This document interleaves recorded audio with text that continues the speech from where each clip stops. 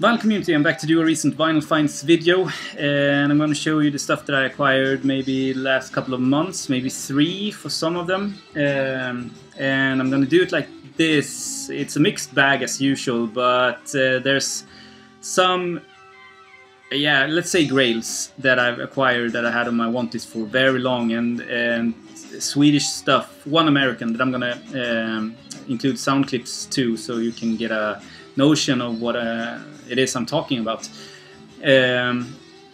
So yeah, let's just get into it. Play some music in the background, Steve Hackett, and show some records.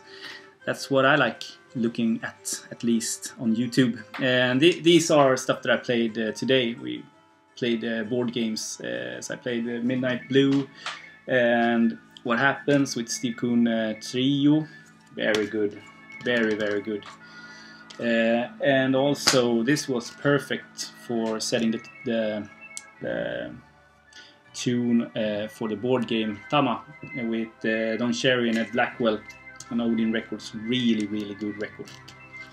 And for all you Swedish guys, I think he stole a line from Jan Johansson, Pippi Långstrump, the Pippi Långstocking anthem, or whatever it's called, is part of this, and maybe even Emil I Lönneberga from the same author. So check it out. But to the stuff that I bought. First of all, I'm going to start off with Fiddle on the Roof, then Don Sugarcane Harris from 1971.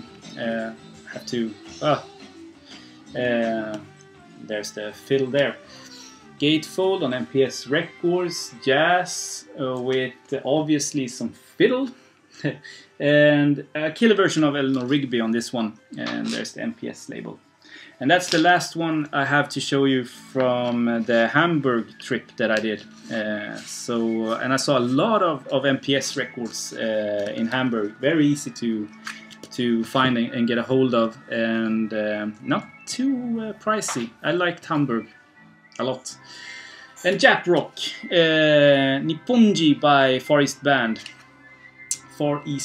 on Vertigo, and this is part of the Vertigo Spaceship label, because this is 1975, so no Vertigo Swirl there, no siree.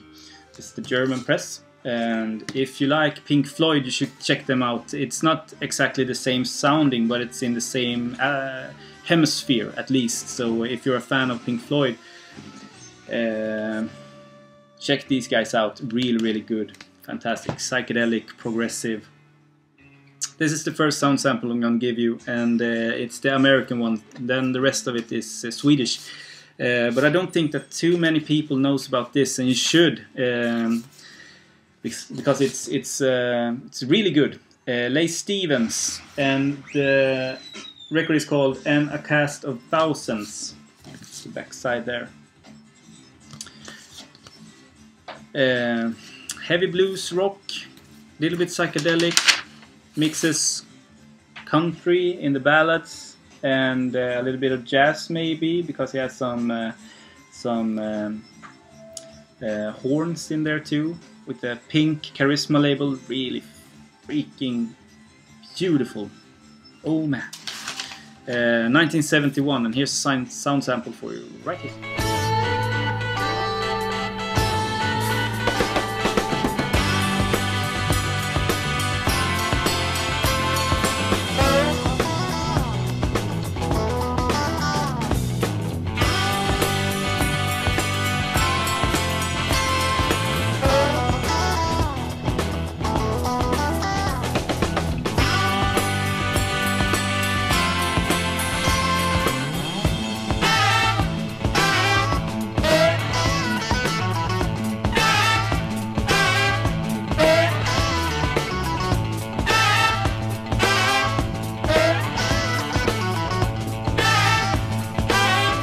So okay, it was hard to choose a track to play for you, because there were only 3 available online that I could choose from to play for you, and not one song reminds one of the other.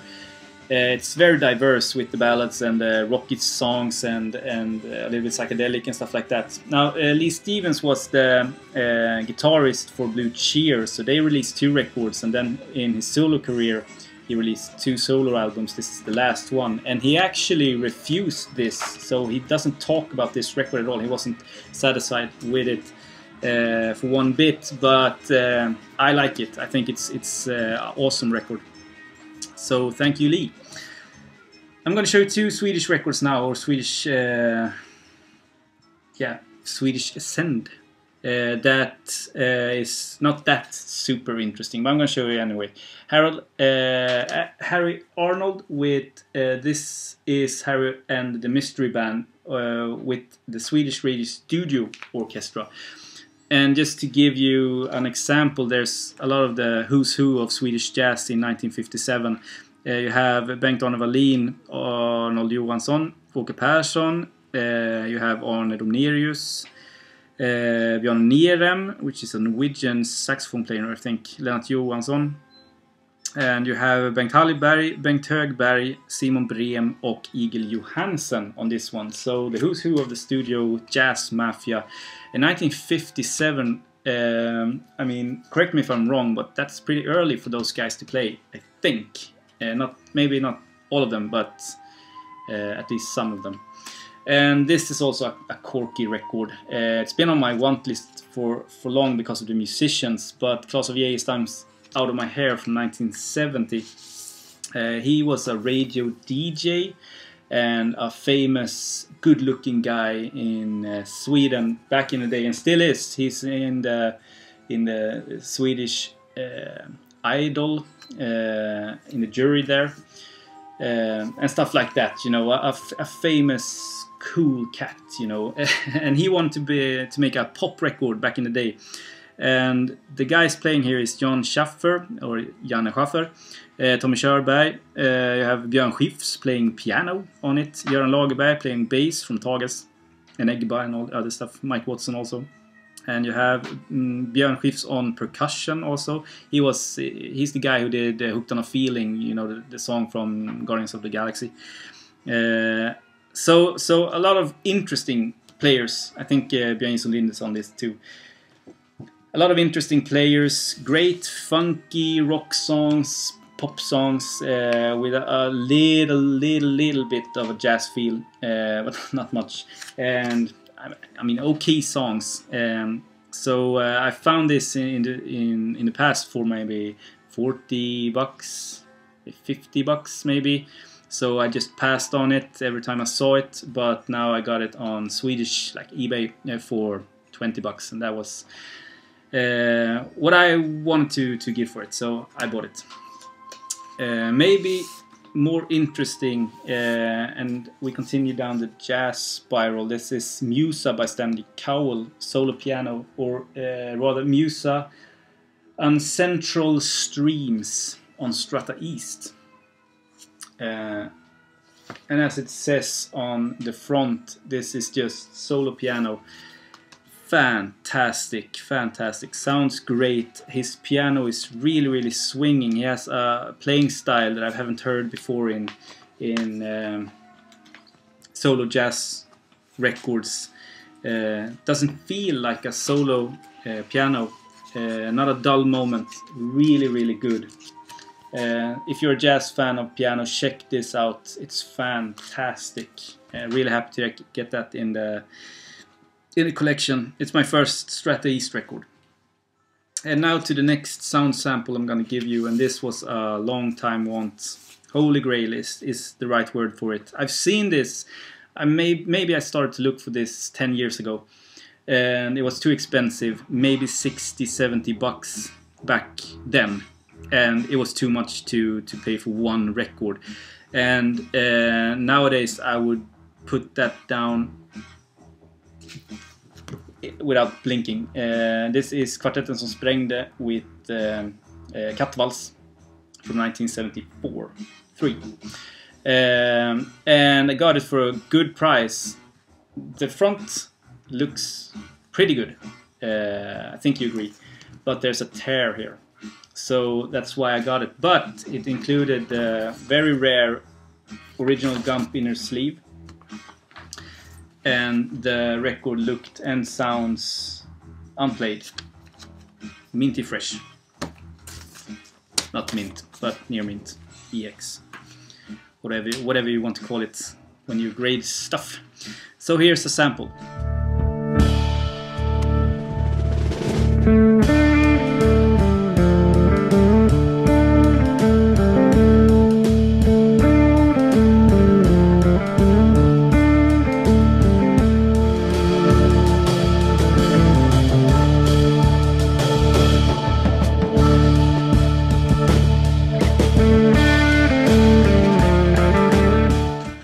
In my opinion, a great song to it's the best song on the record, the last track on the first side, Gånglåt från Valhallavägen. 8 minutes of just progressive and jazzy Swedish progressive music with that kind of folk in it that just defines the Swedish progressive movement, in my opinion. A great example, one of the best Swedish records ever recorded in my opinion, and one of the best cover artworks in music history. It's just fierce and so damn beautiful, and I'm very happy to have this in my collection now. It's been reissued a couple of years ago, maybe 4 years ago, 5 years ago, 400 copies, and they're sold out maybe 2 years ago. So that reissue is starting to get pricey, but now they did another release of it, and you can get it for like 20-30 bucks, I guess, by the same Subliminal Sounds that did the first reissue. Get it while you can. I think that will sell out eventually as well. It's a great record, and as I said, highly sought after. So having the original, yes.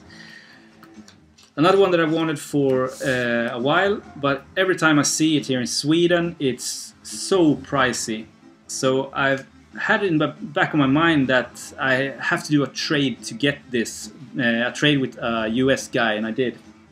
So he got a Swedish progressive record from me, and I got Buckingham Nicks by him. First US press with gatefold. A little bit of ring wear there adds to the class, I think. But beautiful, almost unplayed looking record with sterling RL in the dead wax. And RL, if you watched Paul's videos and dead wax videos before him, is Robert Ludwig. And Robert Ludwig gives you quality, and in this case this upped in my collection as one of the best sounding records in my collection. It's just so damn good sounding, and if you like the more popular stuff with Fleetwood Mac, this will be right up your alley, and this is as good, if not even better, than everything that they released with Buckingham Nicks in the constellation of Fleetwood Mac. 1973, really good, fantastic. So moving on to the next sound sample I'm gonna give you, and this is rarer than hen's teeth, but it's so rare I had no idea that this existed until maybe 2-3 months ago when I started looking for it. So I sold some records just that I could afford to buy this, because the sound sample, and that was just one song that I heard, just blew my mind. And that's the thing I'm gonna play for you after I talked about it. The record is Spilld mjölk from 1975. And this is a private pressed and released record from north of Sweden. No known artists on this. They didn't move on to do anything else. This was actually just a recording by some school kids on like a college who had a project in music, and the project then ended up being recorded, and that's what we got. It was it comes with, and I haven't seen this in any other, a sheet or information to DJs to play this and what it is. It was pressed in 250 copies back in 1975, and it also has a chords sheet and lyrics with it. And this special press was signed to Kjell Arlinge. Kjell Arlinge was a famous DJ back in the 70s in Sweden. So I don't know if it's his old copy that I have, or if it was just sent to the radio station and being as like a promo thing that they did. So 250 copies back in the day. I'm gonna give you, here's the label. Oh, sorry for the glare there. Spilled Mjölk, and they pressed it and made it's black. I can't show you any better. They called the label Svart Mjölk, black milk, and Spilled Mjölk is translated to spilled milk. Spilled milk. So here's the sample.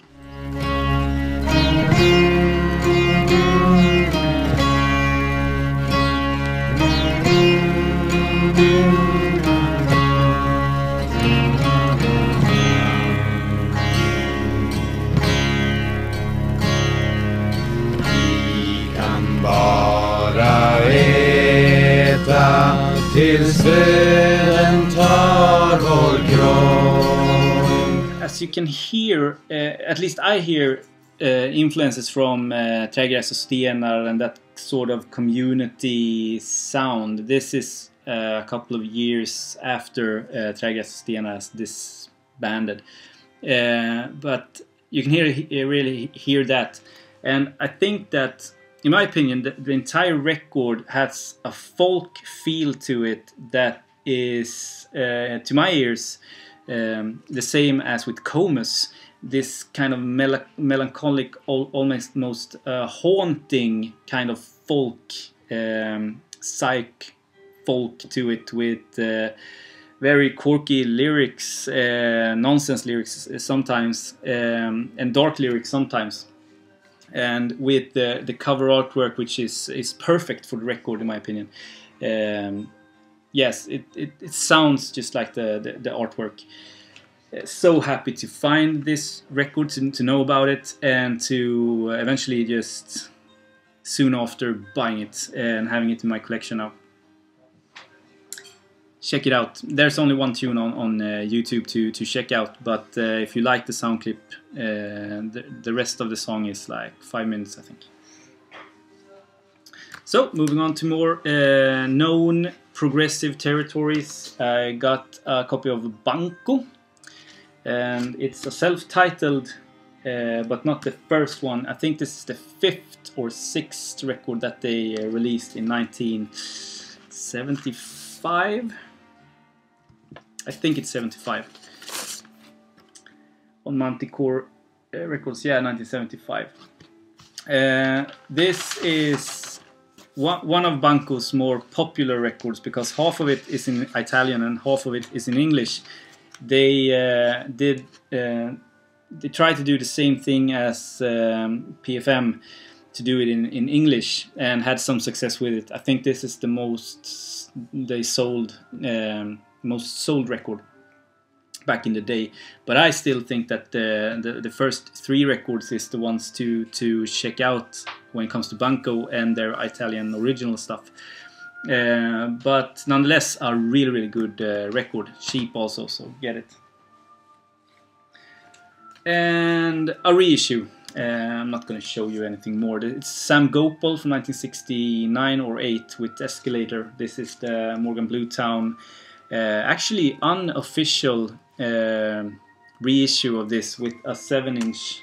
They had a sale on one of the Swedish internet boutiques, so I grabbed this for like $20.